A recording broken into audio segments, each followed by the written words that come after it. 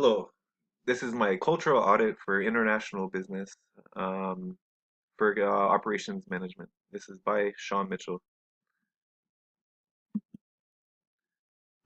Hi.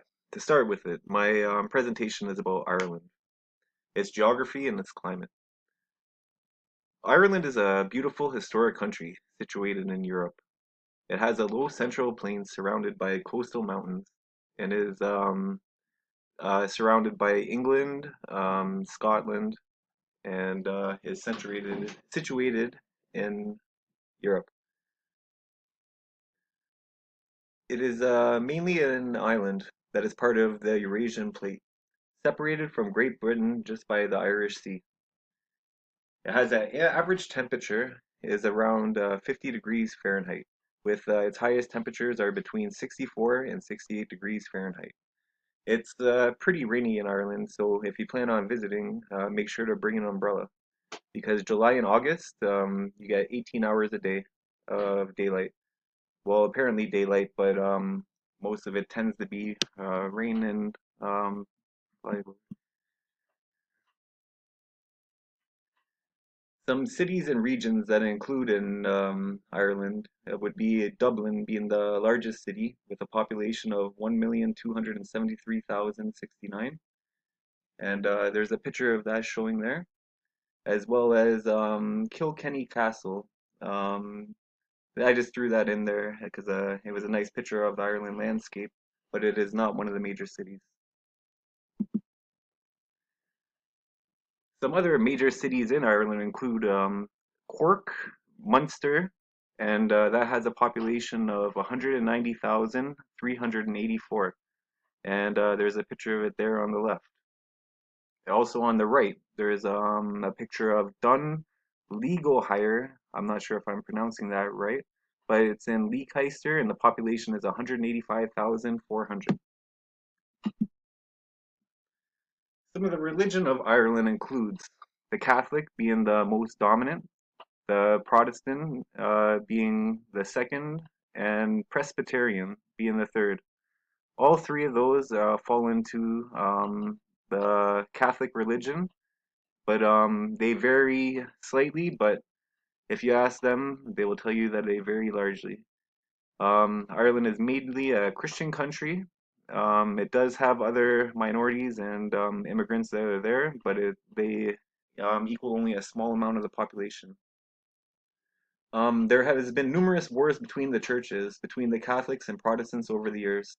Some of them dating back hundreds of years, and they're still into effect this day, with Northern Ireland being it's a separate entity from the rest of Ireland, and the Roman Catholic is being the most popular amongst Irish people.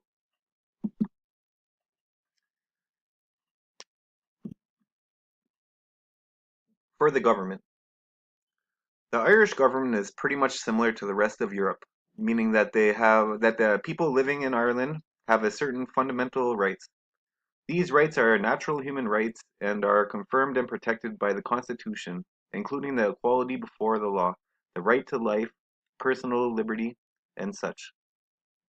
Northern Ireland is a completely separate country and political entity to the Republic of Ireland. Although they have mostly similar laws regarding human rights and business laws, it is important to remember that there have been issues with the Great Britain at times. Ireland is divided into four provinces: Connaught, Ulster, Leinster, and Munster, with English being the predominant language. The English language has effectively ousted the Irish Gaelic. Religion plays a large part of the government in the Catholic Church, and has had its hand in the government for many years. And not too long ago, they did not allow many immigrants to enter the country. But they have started to change their position on immigration and starting to allow more people from various religious backgrounds to enter the country. The power to run the state is divided into three separate powers. One, the legislative power. Two, the executive power. And three, the judicial power. Ireland and the WTO, the World Bank, and the IMF membership. Ireland is a member of the WTO. It is also a member of the World Bank, also with the IMF and the EU. Ireland is a member of many unions that oversee all aspects in relation to business and the well-being of investors looking to access the country. Ireland is one of the largest trading partners with Great Britain, and being in the EU has allowed lots of growth, but they are thinking of leaving and pursuing similar alternatives like Great Britain and Brexit. In the economy, the international group is the first in the initial group of 12 EU nations. It has a GDP growth average at 6% from 1995 to 2007. In 2010, the budget deficit reached 32.4% of the GDP. In 2014, the GDP grew by 5.2%. They have a low corporation tax of 12.5% for investors. This, in course, is a common destination for international firms seeking to avoid taxation. However, the government announced that it would implement more tax laws, effectively closing the loophole in the next coming years. Economy Part 2. In Ireland, most of the GDP is from trade, amongst other European and Western countries. And with the financial crisis in 2008, Ireland saw a collapse of its domestic property market and construction industry. With the combination of both of it, it took some time in order to bring the stability to the economy.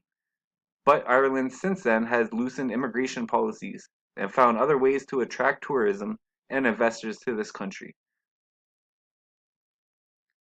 There are approximately 2.181 million workers in Ireland, with a high percentage of those being skilled to highly skilled workers. With an unemployment rate of 8%, they have average salary for Irish workers is around 26,800 euros, and 1.5 million individuals at 40% of the economy receive those wages.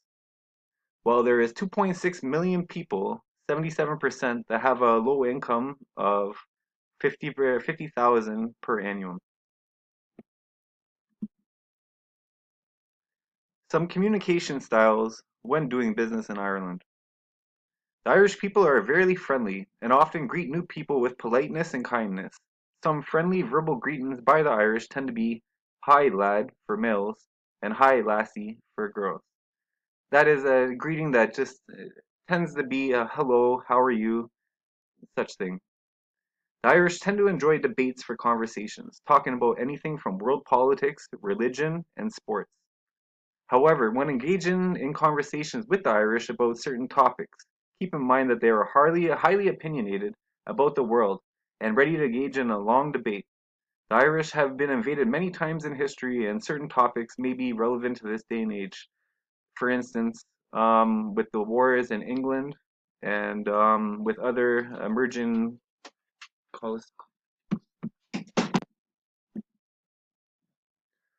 some communication styles that are nonverbal. The Irish prefer direct eye contact, and those who avoid eye contact may be perceived as untrustworthy. Oh, sorry, that's a typo in the thing. Irish people greet and with mostly handshakes, and that is a common way to seal a deal for business interactions also. The Irish people tend to be a rowdy group of people also, and what may be perceived as aggression could be normal to them but misunderstood for outsiders. Having a good posture and when having conversation with the Irish is regarded as showing respect and good manners. The social etiquette when doing business in Ireland. This depends on where you are going and what you are doing. Most business meetings take place at the pub or bar if you're not familiar with the term. Some dining rules might include not spilling your beer or making sure you don't make a weird face at some of our cuisine, because some of it is not that spectacular. The Irish tend to be prompt, so showing up on time is always good. But if you're not there, we're usually understanding. Being friendly with the Irish includes lots of bodily contact and being somewhat easygoing. There may not be such a thing as free space in Ireland. We enjoy people and conversations with everyone. Wearing suits and good attire shows that you're a respectable individual and you have respect for them. The business etiquette when doing business in Ireland. Meeting rules include being prompt, showing respect for culture, and engaging in conversation. Respecting Christian values could be important when doing business with the Irish. Some negotiation techniques would be to stand firm on your beliefs, and that shows character and would be respected.